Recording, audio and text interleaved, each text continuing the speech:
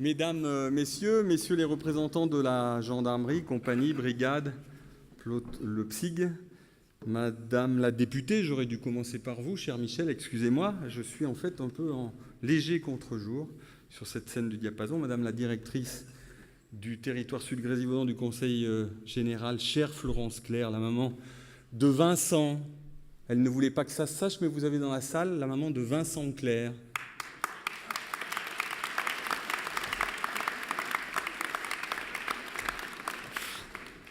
Mesdames, Messieurs les chefs d'entreprise qui nous faites l'amitié d'être nombreux ce soir ici à Saint-Marcellin, Mesdames, Messieurs les présidents, responsables, bénévoles associatifs, chers collègues élus, Mesdames, Messieurs, chaque année, à pareille époque, je harcèle chacun de mes collègues présents derrière moi et de nos collaborateurs. Je suis en effet pris d'un doute, avec toujours la même question.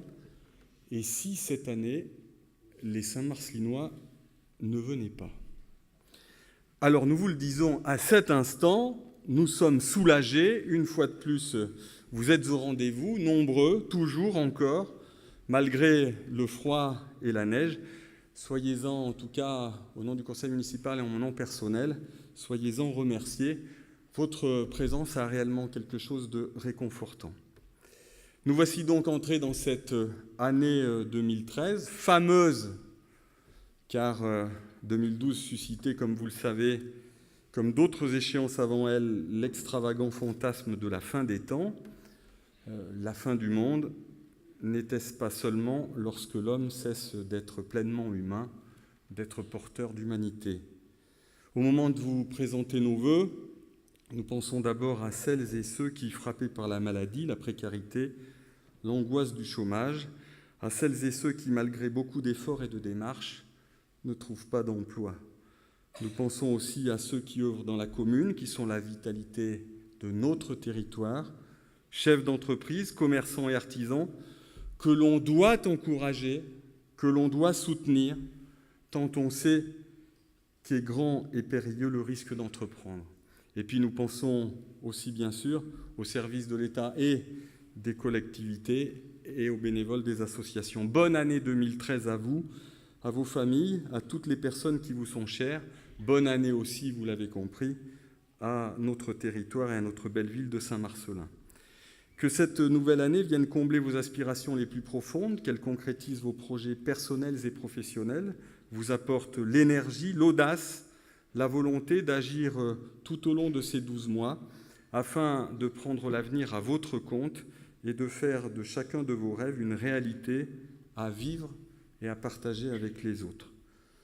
Plus que jamais en 2013, année annoncée comme difficile, et chacun sent bien qu'elle le sera, plus que jamais en 2013, nous aurons tous besoin de solidarité et de fraternité, de ces valeurs humanistes, pour faire face ensemble aux obstacles, aux difficultés, aux crises de notre société. La tradition des vœux est aussi naturellement un moment où l'on regarde derrière et loin devant. Cette cérémonie n'échappera donc pas à cette tradition. J'aime beaucoup ces mots de Denis de Rougemont qui écrivait dans « L'avenir est notre affaire », je cite, « La décadence d'une société commence quand l'homme se demande « Que va-t-il arriver ?» au lieu de se demander « Que puis-je faire ?» Nous avons, avec le conseil municipal, choisi de nous poser la seconde question. Que pouvons-nous faire pour construire un monde meilleur, pour vivre mieux à Saint-Marcellin, pour assurer à nos enfants et petits-enfants une vie qui vaille la peine d'être vécue? Permettez-moi donc de vous parler d'espoir, de détermination, d'avenir et d'engagement. Oui, d'engagement, ce que nous nous étions promis il y a un an, ici même. En 2012, nous l'avons fait et les résultats sont là. L'argent public est rare et doit donc être utilisé de façon sérieuse et rationnelle. Avec Nicole Nava, adjointe aux finances, conjuguant lucidité, pragmatisme et volonté, pour la 15e année consécutive, votre conseil municipal n'a pas augmenté les taux communaux d'imposition. Vous avez bien entendu, pour la 15e année consécutive, il n'a pas augmenté ces taux communaux d'imposition.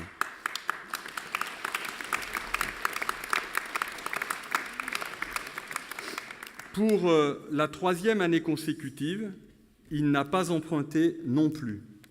Tous ensemble, avec les agents municipaux depuis 1996, oui, nous avons ramené la dette par habitant en capital restant dû de 2023 € à 948 € ce 1er janvier.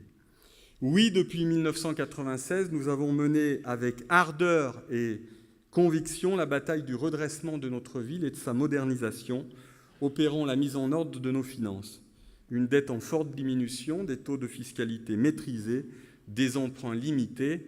Cet effort en faveur de l'allègement de la dette ne répond pas à une quelconque doctrine gestionnaire, mais à notre volonté de ne pas hypothéquer les capacités d'action de notre ville à l'avenir. Pour ne pas être contraints à l'austérité forcément brutale, nous avons donc emprunté la voie de la sobriété choisie et justement partagée. Nous avons adopté une stratégie de long terme établissant des priorités. Nous les finançons en partant de ce que l'on a et pas de ce que l'on pourrait emprunter. Cela demande évidemment des arbitrages constants entre les projets et dans les moyens employés. Ce travail, souvent âpre, toujours âpre, a été conduit ici. Élus et services s'attellent à créer de nouvelles marges de manœuvre, à traquer les dépenses qui pourraient être mieux employées, à réorienter les actions pour les rendre plus efficaces. Et cela paie. Cet effort de rigueur dans la gestion, ne s'est pas fait au détriment de l'action, ni au détriment des investissements, suivis par les collègues Jean-Sébastien Muet et André Gillot en particulier. Bien au contraire, notre ville a continué à investir. Au rang des investissements qui apportent une contribution positive à l'activité économique de la ville, du territoire et donc pour l'emploi, de grands chantiers ont été conduits. La première tranche de la rénovation de l'avenue Docteur-Carrier, qui se poursuivra cette année sur une seconde jusqu'au carrefour avec les avenues Courvalier et Santé. Merci tout d'abord de la compréhension de chacun, riverains et traditionnels usagers, qui ont tous fait preuve durant ce chantier de 4 mois de patience, de compréhension. Comme tous les chantiers, cela a généré des nuisances. Mais on est très heureux de voir la ville continuer à se moderniser, à s'équiper, à avoir des engins de chantier dans les rues.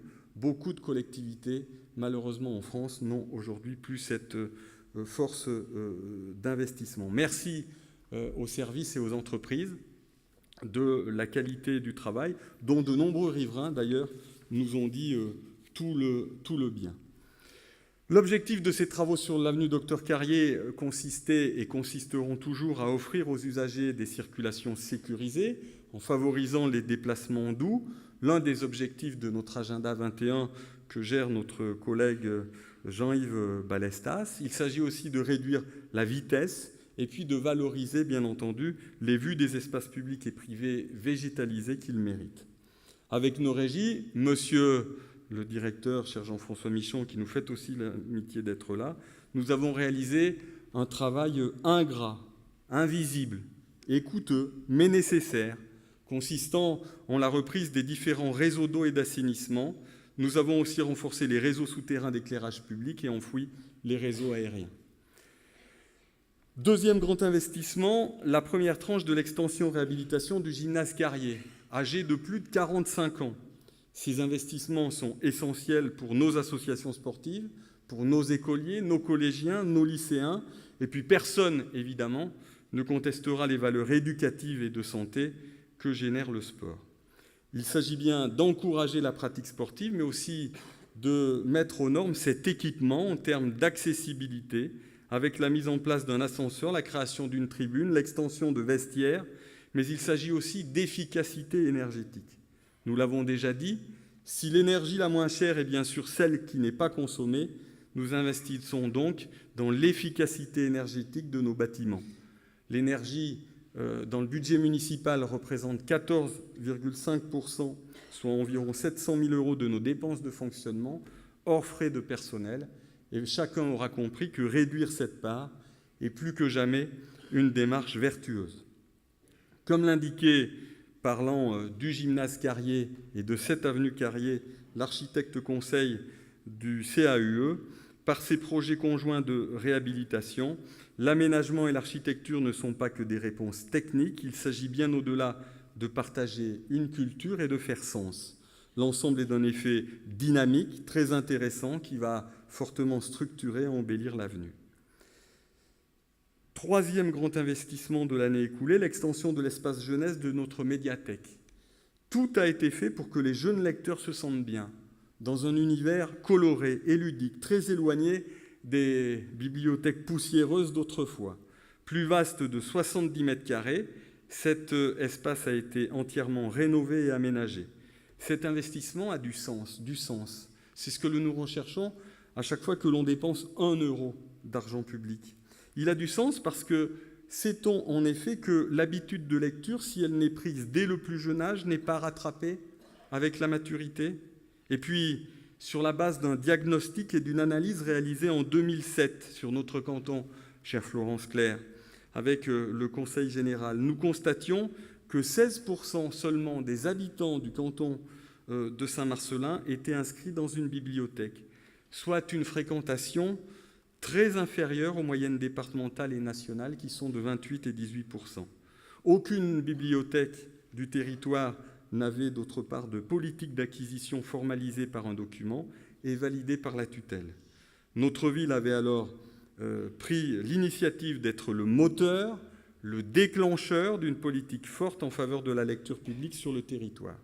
Ce service public est essentiel, chacun le sait bien, pour nos jeunes, afin qu'ils puissent naturellement étudier et s'ouvrir au monde, essentiel à ceux qui peuvent avoir besoin de se documenter, de se former pour retrouver un emploi, se réorienter, essentiel, enfin, pour ceux qui n'ont pas les budgets suffisants pour s'offrir des livres et des abonnements à hauteur de leur appétit culturel. Devenue médiathèque tête de réseau, ce travail en coopération a contribué à créer des partenariats pour créer des manifestations communes. Chacun se souviendra cette année encore du Salon du Livre de Saint-Marcellin, 1800 visiteurs 2 jours durant. Cela a permis aussi de s'intégrer dans d'autres manifestations déjà existantes sur le territoire, la Biennale de Nord en Sud avec le syndicat mixte du Sud Grésivaudan, le festival Texte en l'air, ou encore à dynamiser évidemment nos bibliothèques et cette médiathèque qui compte aujourd'hui quelques 2400 lecteurs, près de 70 000 documents par an. Une bibliothèque, c'est le carrefour de tous les rêves de l'humanité, écrivait Julien Green. Nous vous invitons tous en quelque sorte à vous en livrer. Messieurs les gendarmes, en livrer. La mise en place du numérique et du 3D au cinéma Les Méliès, investissement important puisque nous sommes passés de la bobine au numérique. La qualité du son et de l'image, déjà excellente avec l'ancien projecteur, devient réellement époustouflante. Le numérique est-il vraiment supérieur à la pellicule? Pour des millions de cinéphiles du monde entier et des réalisateurs aussi célèbres que George Lucas et Steven Spielberg, la réponse est un oui sans réserve. Le numérique a donc été adopté, mais aussi la 3D, pour être en mesure aussi de répondre aux nouvelles attentes des spectateurs, parfois plus proches des loisirs. Nous pouvons nous réjouir que la ville ait joué un rôle important dans toute la conduite du dossier, aussi par son apport financier. Le choix a été évident. Imagine-t-on l'avenir de notre cinéma sans ces innovations? Autre investissement d'importance, la seconde tranche, messieurs les gendarmes, de la vidéoprotection. Chacun se souvient du printemps 2011, exceptionnellement difficile, où la délinquance avait particulièrement empoisonné la vie des habitants. Ces sujets, vous le savez, restaient difficiles à aborder car l'émotion est toujours importante et légitime. Et à la gesticulation verbale et médiatique, avec l'équipe municipale, nous avions préféré sang-froid et action, parce que la surenchère verbale, évidemment, ne règle rien au fond. En 2 années, 2011 et 2012, la ville a investi plus de 260 000 € en vidéoprotection. Personnellement, ni je n'idéalisais, ni je ne diabolisais la vidéoprotection. Force est de reconnaître que celle-ci, dissuasive, préventive et psychologique, a aussi permis de garantir un cadre de vie calme et largement apaisé après l'effet exceptionnel du printemps 2011. Cet effort sera poursuivi l'an prochain avec une enveloppe moins conséquente.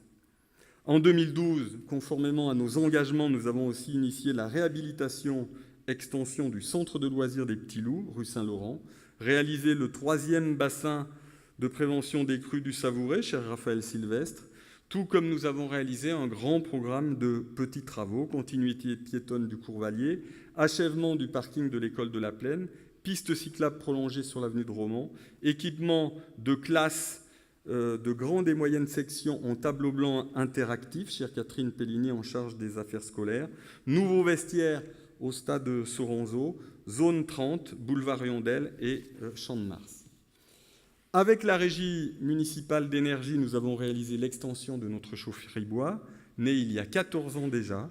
Songeons que le réseau de chaleur long de 2,8 km alimente 6 bâtiments publics, dont la salle Le Diapason, qui vous accueille ce soir, le centre hospitalier, l'école du centre et la manufacture, qui abrite conseil général, communauté de communes, maison des associations Roger Chanron, restaurant scolaire, sans compter 320 logements qui sont desservis. Les bénéfices et intérêts d'une telle réalisation sont nombreux. Ils sont à la fois environnementaux, économiques et sociaux. Bénéfice environnemental, tout d'abord. Forte réduction de la consommation annuelle du fioul, 600 tonnes équivalent pétrole par an économisées.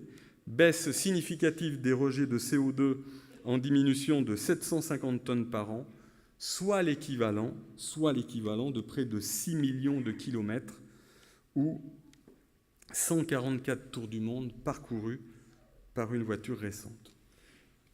Nous y voyons également un avantage économique, le bois étant un combustible financièrement compétitif qui se substitue au fioul. Il permet à notre ville, son centre hospitalier et aux locataires de l'OPAC 38 de réaliser de substantielles économies financières annuelles, jusqu'à 35% selon les situations, selon les seules bases de calcul de 2001. Ainsi, nous favorisons le pouvoir d'achat des habitants, des institutions et de notre ville. Enfin, le bénéfice social en termes de création ou de maintien d'emplois non délocalisables pour la ville ou le territoire n'est pas négligeable. On sait que la récolte, la transformation et l'utilisation de bois sont des facteurs de développement local, notamment en zone rurale. Le recours au bois en provenance des forêts du Vercors et des Champs-Barans contribue aussi à valoriser un potentiel forestier abondant, à soutenir la filière bois tout en favorisant un approvisionnement en circuit court. Avec Jean-Yves Balestas, nous avons la conviction que penser globalement, c'est-à-dire penser pour la planète, consiste à agir localement. Ce pari social et écologique sera gagné jour après jour par des actions simples telles que celle-ci, concrètes et efficaces. L'écologie, nous le pensons, n'est pas un frein ou une contrainte. Elle est un puissant levier de croissance, de compétitivité de nos entreprises et d'amélioration aussi, bien entendu, de notre bien-être collectif. Finance, investissement et inlassablement la proximité, préoccupation essentielle. En plus de la démarche d'Agenda 21 et des diverses réunions publiques thématiques, les visites de quartier se poursuivent toujours dans cette volonté de démocratie participative et de citoyenneté, d'information et de communication, cher Jean-François Babois. Elle témoigne aussi d'une incessante volonté de proximité. En plus des permanences tout au long de l'année, vous êtes invités à des rencontres animées par mes adjoints ou moi-même pour aborder les projets de la ville ou des quartiers. Depuis le début de la seule année 2012, plus d'une vingtaine de réunions ont eu lieu. Ces réunions permettent une écoute attentive qui ne nous lasse pas, qui ne nous fatigue pas, chers collègues, un vrai dialogue de terrain, et elles favorisent évidemment la rencontre entre les habitants. L'on y traite de préoccupations évidemment quotidiennes. Qui sont les mieux placés, sinon les habitants eux-mêmes, pour imaginer et construire, avec les élus, le devenir de leur quartier, de leur ville? Que retenir encore de 2012 ? Si notre régie a eu 98 ans, cher Jean-François Michon, Notre directeur, je vous rassure, est beaucoup plus jeune. 2 associations ont fêté leur centenaire, naturellement notre club de rugby, le Saint-Marcelin Sport, et l'Amicale laïque. Ces centenaires marquent aussi leur capacité d'écoute, les capacités d'écoute de ces associations à leur ville et à leur territoire. Nous voulons les en remercier. Merci beaucoup aussi à nos handballeurs. À l'issue d'un parcours exceptionnel, pour la première fois de son histoire, le club a joué la finale de la Coupe de France de handball au Palais Omnisport de Paris-Bercy contre Courbevoie, cher Jean-Luc Baudin. 5 bus furent mis à disposition du club et des supporters. Ces clubs, ces sportifs, comme beaucoup d'autres qui ont porté haut et loin les couleurs de notre ville, ont été individuellement ou collectivement récompensés lors des Trophées des sports en décembre dernier. Aux seules associations, la seule ville pérennise et alloue un peu plus de 400 000 euros de subventions de fonctionnement annuellement. À cela s'est ajoutée l'acquisition d'un minibus, évidemment bien utile au déplacement de nos clubs. C'est pour la jeunesse, les habitants de notre ville et du territoire que nous travaillons. La jeunesse est au cœur de notre action, parce que malheureusement traversée par de multiples inégalités scolaires, sociales, familiales. En aucun cas, nos enfants ne doivent être sacrifiés aux difficultés de l'époque. Nous l'accompagnons, cette jeunesse. C'est un droit pour elle, c'est un devoir pour nous. Elle mobilise tout particulièrement Catherine Pellini et Imène Louis. C'est dans une idée de rassemblement, d'union de toutes les générations. Nous voulons lui donner à cette jeunesse ses chances, sa place, sa reconnaissance et sa dignité.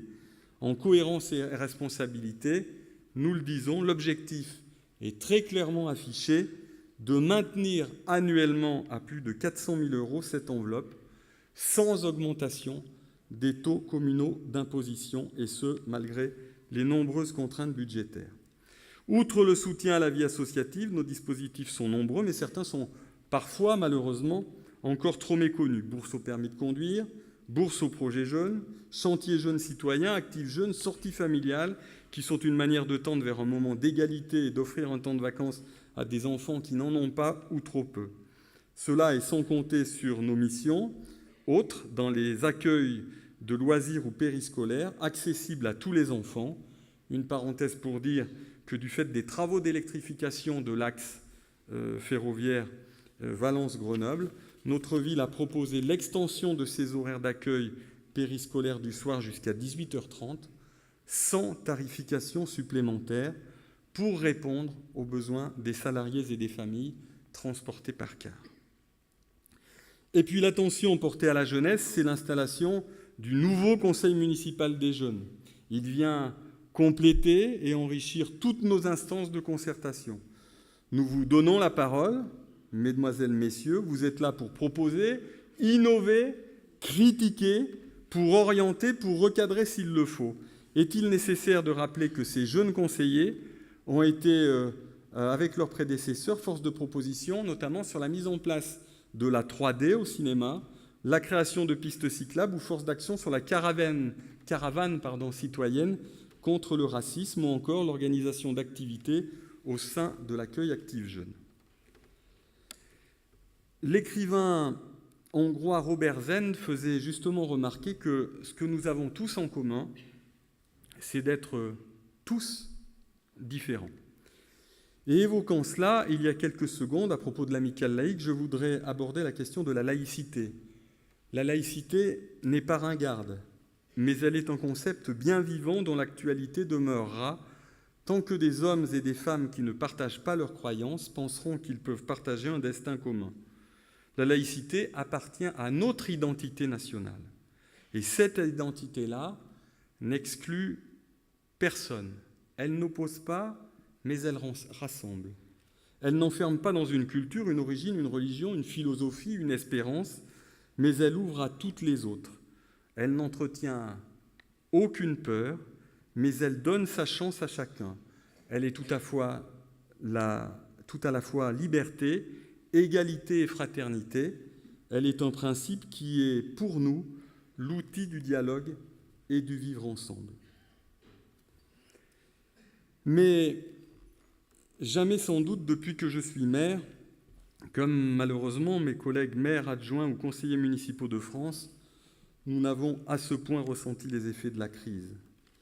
Élus municipaux, nous sommes probablement les meilleurs témoins des souffrances, des découragements, parfois de la misère morale de nos concitoyens et des dégâts que cause cette crise d'une violence inouïe pour la cohésion de la population, des habitants de notre territoire. Nous sommes aussi les opérateurs de la protection et de tout ce que nous pouvons faire pour la cohésion de la société française et tout d'abord de cette cellule de base qu'est la commune. Sur le front du chômage, par souci constant de transparence, nous comptions 550 demandeurs d'emploi pour notre seule ville en janvier 2012. Nous en comptons 575 fin décembre. L'austérité aveugle et son cortège de souffrances sociales gagnent du terrain. 38 licenciements sont annoncés dans les prochains jours chez Metalp, ex-Norma Schneider à Saint-Marcellin. Sur le front des inégalités, de plus en plus de pauvres, des riches toujours plus riches, des inégalités accrues. C'est le résultat de la dernière étude de l'INSEE relative à l'année 2010 qui montre une baisse de niveau de vie en France. 8 600 000 personnes vivent en dessous du seuil de pauvreté avec 964 € par mois. On note aussi une hausse du nombre des pauvres chez les retraités et une très forte progression chez les jeunes. Je le dis, ce qui était inacceptable sous le quinquennat de Nicolas Sarkozy, le reste sous celui de François Hollande. Heureusement, à Saint-Marcellin, comme dans notre pays, il y a de puissants mouvements de solidarité, d'entraide, de créativité. Nous disposons d'un tissu associatif incroyable, riche, sans lequel nous serions en panne dans bien des domaines. Merci à l'action des associations caritatives, Croix-Rouge, chère Anne-Marie Refouati, Restaurant du Cœur, Secours catholique, chère Madame Tour et Monsieur Bourguignon, Secours populaire, dont la vocation de solidarité s'élargit à de nouvelles personnes. Avec le Centre communal d'action sociale et Daniel Pin, vous tentez de répondre quotidiennement aux besoins de nos concitoyens. Nous voulons rendre hommage au dévouement de tous les bénévoles qui œuvrent chaque jour pour la dignité de ceux qui sont touchés par la pauvreté, la précarité ou par la maladie. Après des augmentations de 30% de nos aides envers elles en 2011, 40% en 2012, une nouvelle augmentation de 20% a été adoptée en faveur de ces associations. Le bénévolat, c'est l'art de la gratuité du cœur, du geste et du temps. Aux bénévoles de ces associations, comme aux autres, nous voulons dire merci.